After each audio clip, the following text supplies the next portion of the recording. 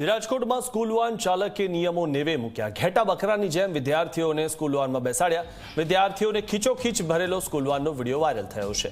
School વાનનો પાછળનો કાચ પણ ન હોવાનું જણાયું છે। આરટીઓ, ટ્રાફિક અને સ્થાનિક પોલીસની કામગીરી પર સવાલો ઊભા થઈ રહ્યા છે। ગમે ત્યારે મેમો ફટકારતું જે આરટીઓ છે તે આ બાબતે કેમ તેને મેમો ફટકાર્યો નહીં? અકસ્માત થાય તો જવાબદારી કોની?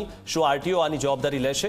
બાળકોની સલામતીનું શું? શું ટ્રાફિક પોલીસને નથી દેખાતી આ બેદરકારી? ટ્રાફિક પોલીસ હેલ્મેટ ન હોય તો પણ દંડ ફટકારતું હોય છે અને થોડું ઘણું વાહન જો બહાર હોય ત્યારે પણ દંડ ફટકારતું હોય છે। 4 રસ્તે જો આપણે વાહન લઈને જઈએ અને થોડું ઘણું વાહન બહાર હોય ત્યારે પણ દંડ ફટકારતું હોય છે। ત્યારે આરટીઓ કે ટ્રાફિક પોલીસને આ વાન દેખાતી નથી જેમાં બાળકોને ખીચોખીચ ભરીને લઈ જવામાં આવી રહ્યા છે। આ રાજકોટનું આરટીઓ શું કરી રહ્યું છે? રાજકોટની ટ્રાફિક પોલીસ શું કરી રહી છે? તે બાબતે પણ સવાલ થઈ રહ્યા છે।